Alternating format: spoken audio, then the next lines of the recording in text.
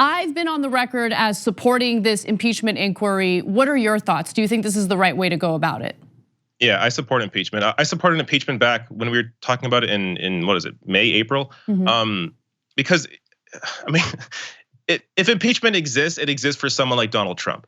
This is a guy who is a criminal. He's a criminal in the White House. Now, look, I honestly, I don't care all that much about this call to Ukraine. It is impeachable 100%. Personally, I think there are more serious issues. I think his violation of the emoluments clause, 11 cases of obstruction of justice. But just going back to the emoluments clause for a second, after he won the election in 2016, in December, a Saudi-funded lobbyist bought up 500 hotel rooms in Trump's hotel in Washington. And then, how did Trump treat the Saudis? I mean, you have the arms deal, you have Khashoggi's murder, the war in Yemen. So we're talking about Trump financially benefiting from the Saudis and then working along with the Saudi government on everything. So situations like that, I think, should be focused on more. And I'm afraid the Democrats will screw this up. Nancy Pelosi and Chuck Schumer are, historic in their ability to screw things up. They shouldn't just focus on the Ukraine call. They need to focus on everything, bring everything into the discussion, really expose this president for who he is, which is a criminal. Yeah, I think you're absolutely right. And it frustrates me when you hear about Nancy Pelosi wanting to limit the scope of this impeachment investigation. They are, for some reason, very timid in going after Trump's possible financial crimes. There was a big story out today regarding a whistleblower that hasn't been getting much attention, but this whistleblower is not drawing attention to Ukraine and possible abuses of power on an international scale. He just wants to, he or she wants to focus on Donald Trump possibly influencing the IRS's audit into his own taxes. Now that is a possible cover up of financial crimes.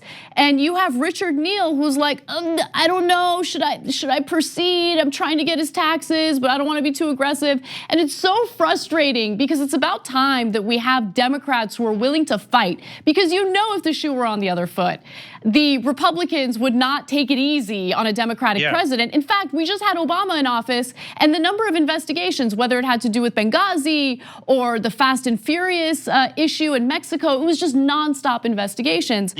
But one thing I do want to just quickly bring up, today there was a big story out about how Donald Trump is pulling US troops out of Syria. Now, he made that decision immediately after he had a phone call with Erdogan, the president of Turkey. So I only bring that up because, look, he's making all these weird decisions, including turning our backs on our allies, the Kurds in Syria, after he has these conversations with foreign leaders. And it really does beg the question, what type of promises, what type of quid pro quo occurred during that conversation? Because again, he made this decision to pull troops so abruptly, and it goes against, keeping our promises for our allies.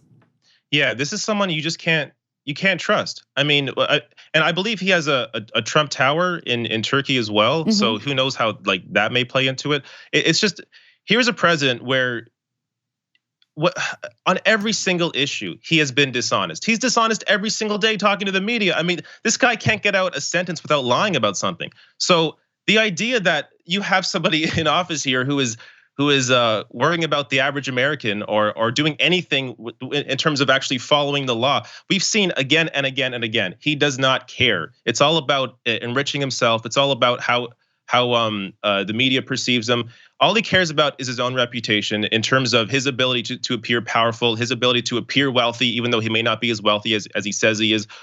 Whatever it is, impeachment exists for somebody like this. Impeachment exists for criminals like this. And look, I understand that there's the worry from some of the progressive left saying, but this is gonna hurt Democrats. In a weird way, I have to say, I think the only way this could potentially hurt Democrats is if he's actually convicted in the Senate and removed from office, because that could potentially suppress the vote for Democrats who want to come out and vote Trump out.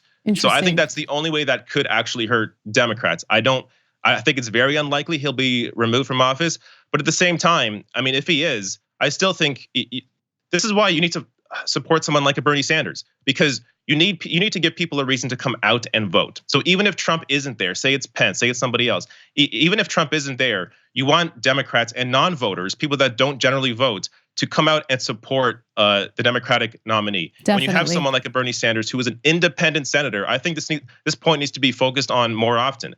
The fact that he's a lifelong independent appeals to people across the board. It appeals to many non-voters because they see somebody in Bernie Sanders who is not tied to either party. Both parties are historically unpopular. So you have someone like Bernie Sanders who has a history of standing up to the establishment, has a history of representing working people. You have someone like that as the nominee, there's a good shot. I think there's a fantastic shot that he would become president.